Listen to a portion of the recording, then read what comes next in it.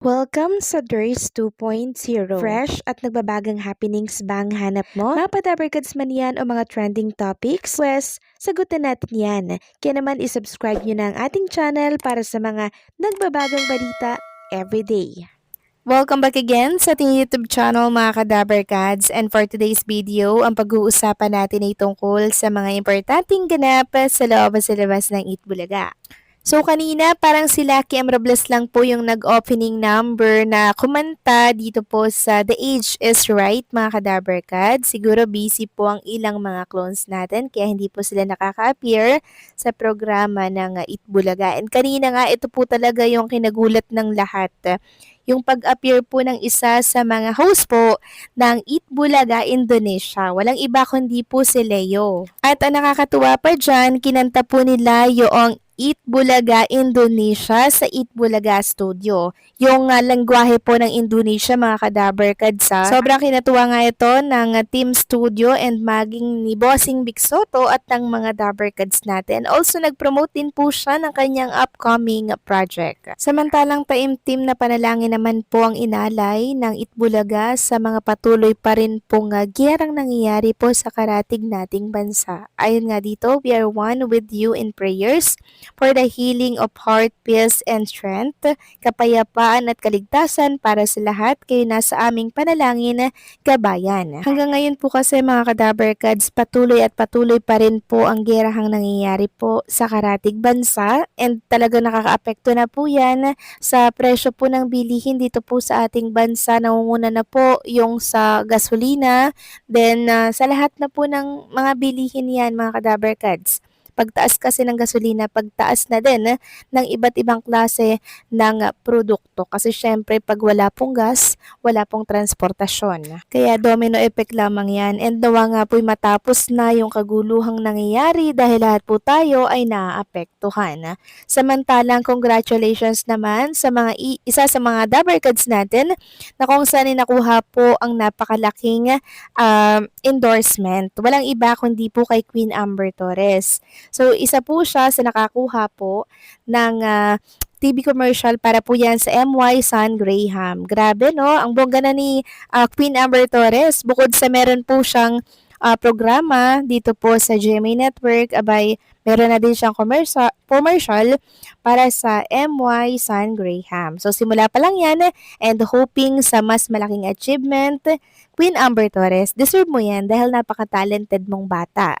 Samantalang kanina, naglabas naman ng panibagong video si Jerome Zairus Ibardome na kung saan sinayaw niya nga po si Lola na nag-birthday. And nakita nga natin dito na talagang bigito yung performance, yung pagkanta ni Jerome Ibardome. Talagang may pagluhod pa siya habang bumipirit siya mga kadabarkads. Grabe. Sabi niya nga dito, singing and dancing with Nanay Amelia. Do you want more? You can watch me live. Jerome Ibardome celebrating the journey in Night of Music, Memories, and Gratitude, April 9, SM Muntinlupa, 3 to 6 p.m. Be a part of it and reserve your ticket now, PM Cristina Ignacio, or call na Riza Mendoza. At ayan po yung number. Grabe, nakakamiss naman si Jerome Ibardome makita sa Eat Bulaga. Kaso nyo nga lang parang mangilan na lamang yung mga clone na uma-appear sa programang Eat Bulaga. Dahil marahil, busy siguro yung ibang mga clones natin. Si Mang Domeng nasa Sugod Bahay, tapos si Lucky nasa Eat Bulaga Studio. Samantalang kanina, meron po tayong guest, walang iba kundi po ang Yakult. Ayan po, Yakult Probiotic. Nasa Sugod Bahay mga kapatid sila kanina. At oo nga pala mga kadabarkads kanina, maraming naghahanap kay Boss Joey De Leon. Bakit daw wala ito sa programang Eat Bulaga? Gaya naman lahat ang dabarkads natin pag nawawala po yung mga Eat Bulaga host, syempre nagtatanong sila bakit wala si Boss Joey, bakit wala si Bossing Big Soto, bakit wala si ganto ganyan. Pero ngayon, present si Bossing Big Soto sa live na Eat Bulaga. Ang wala ngayon ay si Boss Joey De Leon. At ang tanong nga po ng ilang mga viewers, online viewers, at televiewers, nasaan si Boss Joey De Leon. So, ito lamang po yung masasabi kong kasagutan dyan. Si Boss Joey De Leon, pag nawawala po yan, naka-vacation leave, nagpahinga. Ganyan lang naman yun mga kadabarkads eh. Kasi alam naman natin na pag seniors na, 'di ba? Parang madali na pong mapagod. Kaya kinakailangan po nila talaga ng pahinga talaga. Siyempre, hindi naman po robot ang mga dabarkads natin. Kailangan talaga ng pahinga since mga seniors na talaga. Swerte nga tayo kasi madalas, di ba, araw-araw nating napapanood si Bossing, si Boss Joey, pero darating talaga yung time na minsan na lang natin silang makikita. Kasi yung mga ganyang edad, mga seniors nga, dapat nagpapahinga na lamang yan pero mas pinipili pa talaga nila na magpasaya, umappear sa Itbulaga, 'di ba? Ganyan tayo kamahal ng TBJ at ni Boss Joey De Leon Bossing Vic Soto. Si Tito Soto naman po, abala po yan sa Senado. And speaking of Tito Soto mga kadabarkad, so nga pala, happy birthday kay Gian Soto. Binati din po yan ng live na live kanina mga kadabarkads. And sabi nga dito ni Tito Soto, happy birthday Vice Mayor Gian Soto. May all your dreams and aspirations come true.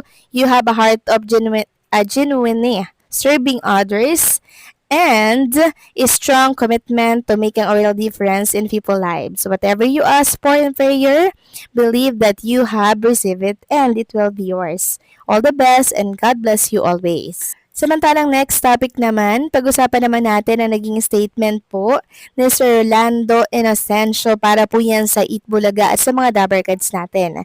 Sabi niya, Itbulaga, The Age is Right, segment March 11, 2026, TV5 Media Center, Mandaluyong City. I got an invite to join the segments of EB after a stint as acting workshop facilitator for an upcoming talent search reality show, but not before answering a series of questions from the researcher that made me realize how lacking in skill or talent I was that I was tempted to back out. My call time was 9:30 a.m. and the tire was the first segment of EB that starts at 12 noon. For my entrance, I was asked if I was going to dance or sing. To both of which I replied no with much anxiety. There was no escape as I couldn't just quietly slide on stage. So I ended up saying the first paragraph from a failed edition of a play. It seemed to have worked. My knees were shaking the whole time I was being interviewed by season host Bossing and Maine. So yan po yung naging statement ni Sir Rolando Inocencio sa pag-guest niya po dito sa Eat Bulaga. Sobrang nakakakaba nga naman mga kadabarkads no, na ma-interview tayo ni Bossing at ni Maine Mendoza. So nangangatog daw yung kanyang tuhod, kinakabaan at muntikan na nga po siyang hindi maka-attend. Pero still, naipush through naman mga kadabarkads nung March 11 at nagawan pa rin po ng paraan. So yun po yung naging experience ni Sir Rolando Inocencio dito po sa Eat Bulaga. So ganyan talaga ang experience pag nasa Eat Bulaga stage. So paano mga kadabarkads, hanggang dito na lamang po ang update natin. Maraming salamat sa patuloy na pagsuporta.